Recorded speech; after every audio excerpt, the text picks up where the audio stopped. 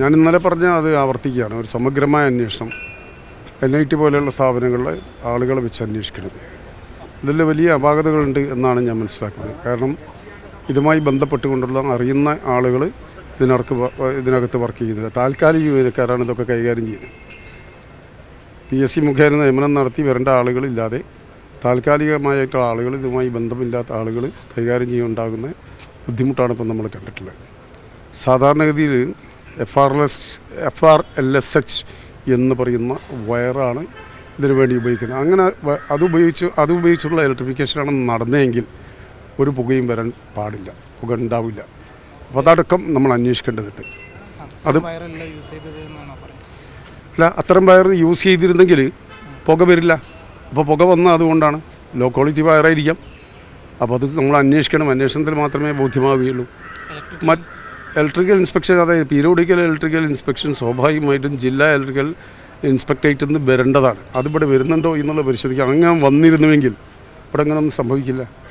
മറ്റൊന്ന്, ഇവിടെ AC current പോകുമ്പോൾ DC വർക്ക് ചെയ്യണം. ജനറേറ്റർ ഓട്ടോമാറ്റിക്കായിട്ട് വർക്ക് ചെയ്യണം. DC അതിവിടെ നടന്നിട്ടില്ലല്ലോ. നമ്മൾ 4 മണിക്കൂറുകളോളം കാത്തിരുന്നിട്ടും ഇവിടെ വെളിച്ചം നമുക്ക് കാണാൻ സാധിച്ചില്ല. വൈദ്യുതി പുനഃസ്ഥാപിക്കപ്പെട്ടിട്ടുമില്ല.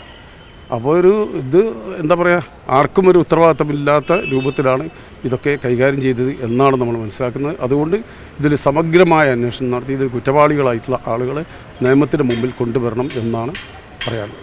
ഈ മരണത്തിൽ പിന്നെ ആരോപണം ഉന്നയിച്ചിട്ടുണ്ട്. ഷിഫ്റ്റിങ്ങിൻ്റെ ഇടയിലൊക്കെ മരണം പറ്റതെന്ന് പറഞ്ഞിട്ടുണ്ട്. അപ്പോൾ അതിൽ വ്യക്തത വേണ്ടതല്ലേ? 100% വ്യക്തത വേണം എന്ന് മാത്രമല്ല, മരണം അതൊരു കൊലക്കുറ്റമായി കാണണം. കാരണം ഇത് ഇവിടെ ആവശ്യമായിട്ടുള്ള സൗകര്യം ഒരുക്കേണ്ട ആരാ? ഈ ജീവൻ രക്ഷപ്പെടുത്താനും നിലനിർത്താനും ആവശ്യമായിട്ടുള്ള ഒരു വെന്റിലേറ്ററിൽ കിടക്കുന്ന രോഗിക്ക് കറണ്ട് പോകുമ്പോൾ സംവിധാനം ഉണ്ടാകേണ്ട സ്വാഭാവികമായിട്ടും ഇവിടുത്തെ ബന്ധപ്പെട്ട ആളുകളാണ്. അതുണ്ടാക്കണ്ടേ? കറണ്ട് പോകുന്ന എപ്പോഴും കാണണ്ടേ? അതാണ് ഞാൻ പറഞ്ഞത്. AC-യിൽ നിന്ന് DC-യിലേക്ക് മാറുന്ന ഓട്ടോമാറ്റിക്കായിട്ട് മാറണം. ആ ഓട്ടോമാറ്റിക്കൽ സിസ്റ്റം ഇവിടെ ഉണ്ടോ ഇല്ലേ? അത് പറയേണ്ട ബന്ധപ്പെട്ടവരാണ്. രോഗികളെ ഷിഫ്റ്റ് ചെയ്യുമ്പോഴാണല്ലോ മരണം സംഭവിക്കുന്നത്.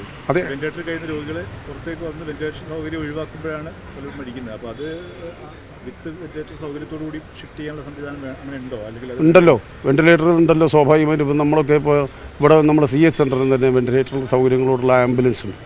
അത് വെന്റിലേറ്റർ എന്ന് പറഞ്ഞാൽ നമ്മളെ സംബന്ധിച്ചിടത്തോളം അത് മൂവബിളാണ്. അതായത് കൊണ്ടു നടക്കാൻ പറ്റുന്ന വെന്റിലേറ്ററിൻ്റെ ആ വെന്റിലേറ്റർ സൗകര്യം ഇവിടെ ഉണ്ടോ എന്നുള്ളതാണ് ഇത്രയും വലിയ ഒരു എന്താ പറയുക PMSS ബ്ലോക്കിൽ ഉണ്ടോ എന്നുള്ളത് നമ്മൾ അന്വേഷിക്കേണ്ടതുണ്ട്. ഇല്ലെങ്കിൽ അത് ഏർപ്പെടുത്തേണ്ടതുണ്ട്. ഇനിയൊരു കാഷ്വാലിറ്റി ഇല്ലാതെ നോക്കേണ്ടതുണ്ട്.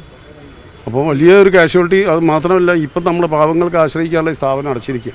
അവരെവിടെ പോകേണ്ടത്? അതിൽ സംവിധാനം ഇവിടെ ഉണ്ടാക്കിയിട്ടില്ല. ഒന്ന്. രണ്ടാമത്, ഇവരിപ്പം സ്വകാര്യ ആശുപത്രിയിലേക്ക് മാറ്റിയിരിക്കുന്നു പറഞ്ഞു. സ്വകാര്യ ആശുപത്രിയിലെ ചികിത്സാ ചെലവ് നിർബന്ധമായും സർക്കാർ വഹിക്കണം. അല്ലാതെ ഈ പാവപ്പെട്ടവർക്ക് അത് അഫോർഡ് ചെയ്യാൻ കഴിയില്ല. യാതൊരു മാർഗ്ഗമില്ലാത്ത മനുഷ്യരാണ് ഇവിടെ വരുന്നത്. മാർഗ്ഗമുള്ളവർ സ്വകാര്യ മേഖലയെ ആശ്രയിച്ചുകൊണ്ടിരിക്കുകയാണ്. അപ്പോൾ ഇവിടെ ഇതുമായി ബന്ധപ്പെട്ടുകൊണ്ട് അവർക്ക് ആവശ്യമായിട്ടുള്ള വിദഗ്ധ ചികിത്സ നൽകുകയും ആ ചികിത്സാ ചെലവ് മുഴുവൻ സർക്കാർ വഹിക്കുകയും ചെയ്യണം എന്നാണ് പറയുന്നത്.